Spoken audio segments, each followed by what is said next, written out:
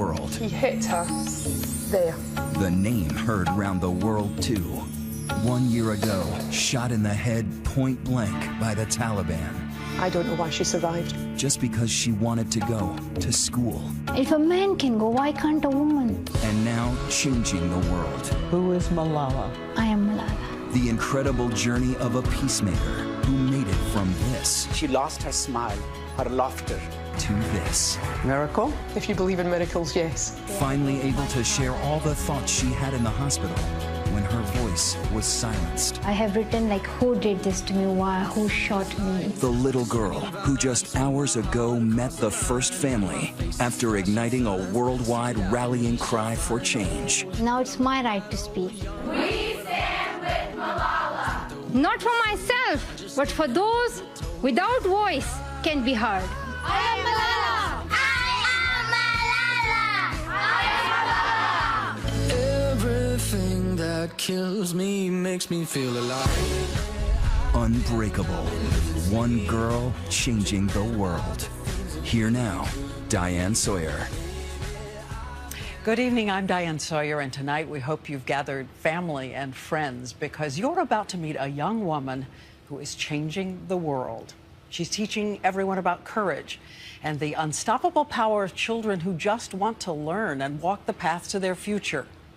She's 16 years old, and she was shot in the head because of what she believes. And we want you to know some of what you'll see tonight is a harsh reality. But her book, I Am Malala, reminds us all that radiant strength can sometimes come from surprising places, like a distant valley in Pakistan, where there is a battle between dark and light. In ancient times, the Pashto people had a proverb: a woman's place is in the home or in the grave. I come from a country which was created at midnight. Tonight, a tiny Pashto girl may be the bravest person in the world. When I almost died, it was just after midday. A year ago, Malala Yousafzai shot in the head at point-blank range. And tonight, 16-year-old girl, a towering presence in the world. Lining up with her, millions of people, heads of state, all religion, adult, children, holding up their hands to say, I am Malala too. Cheering her at the United Nations when she promised that millions of girls who've been silenced will be heard. One child, one book, and one pen can change the world. For the world, so much conviction. Hello. It's startling when you actually meet her. She is in fact small, shy, childlike, eager to show me her magic tricks. This is it. Oh, I know another trick. And the ring is out. Are you double jointed? No. But you are double jointed. Why don't you practice?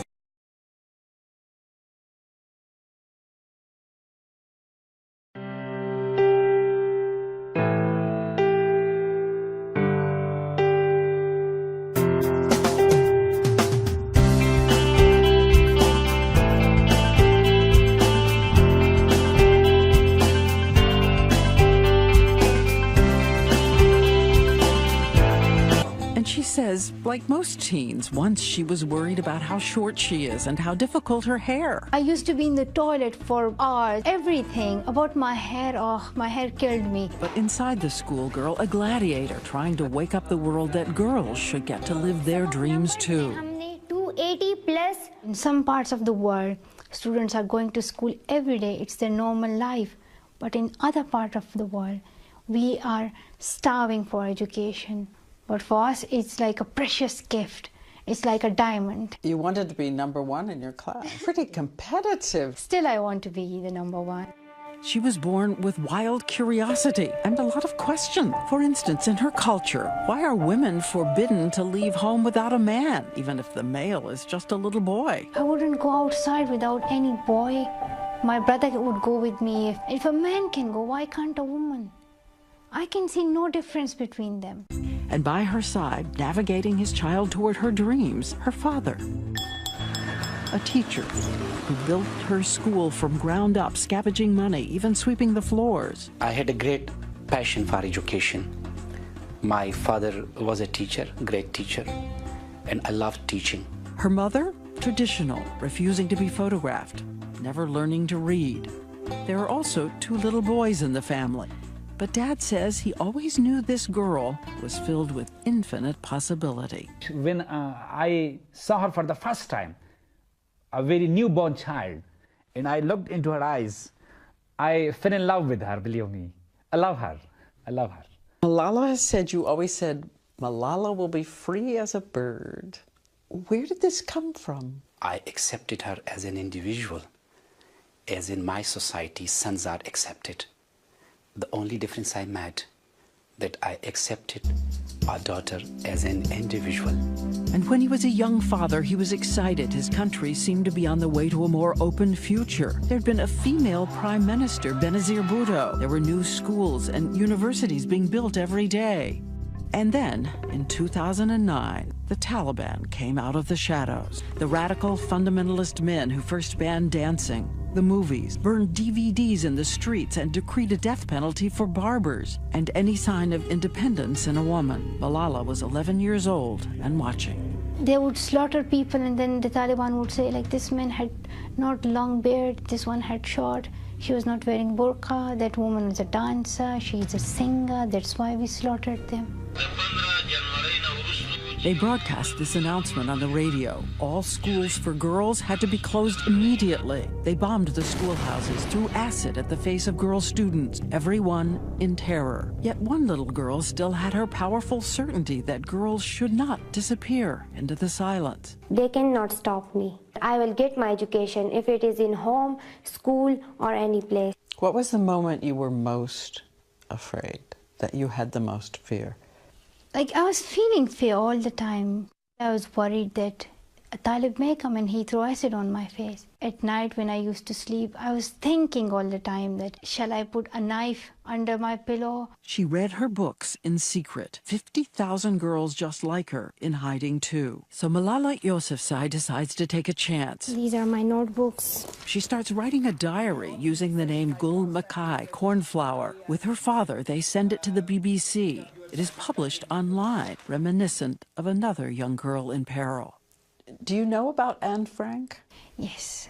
She was a brave, confident girl who once lived. And I read a book about her, and she really amazed me. Why they are killed on the basis of religion? What's their crime? What have they done? Next, Malala speaks out in an online interview, one of her first, calling on the world to help and using her name. We must have the confidence to say that this thing is going wrong, and we must raise our voice. And that same year, the New York Times hears about her and begins filming this documentary of a shy, very brave young girl. I want to become a doctor.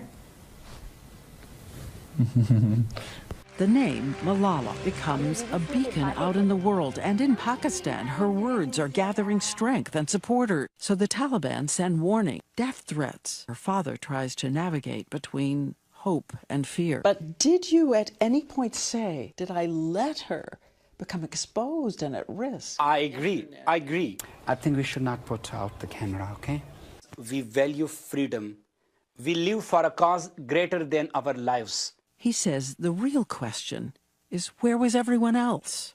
The people who blame me, they should blame themselves who did not speak for their right. It was very hard, but you see, we stood to protect others. Later that year, at one point, it does seem better. Thanks to the Pakistan army, the Taliban forced to retreat.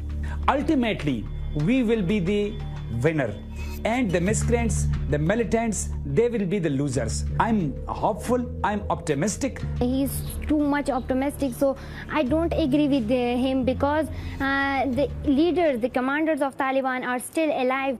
Still fearful, but with her childlike, magical thinking, Malala rehearses how she would reason with her attacker if they still decide to come. It was always my desire before the attack that if a man comes, what would you tell him, Malala? I used to think like that. And I said that I would tell that man that education is very important. I would tell that man that I even want education for your daughter. And you think that would work against a gun? I thought that words and books and pens are more powerful than gun.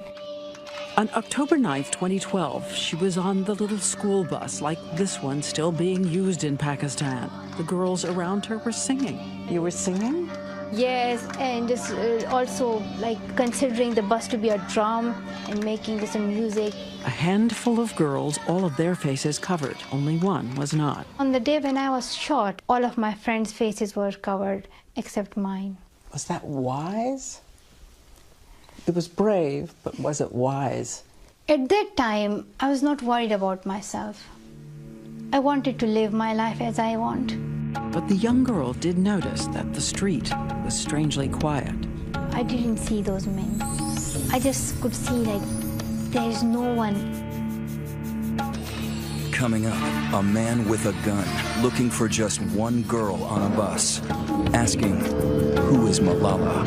I hide my face. More of Unbreakable next.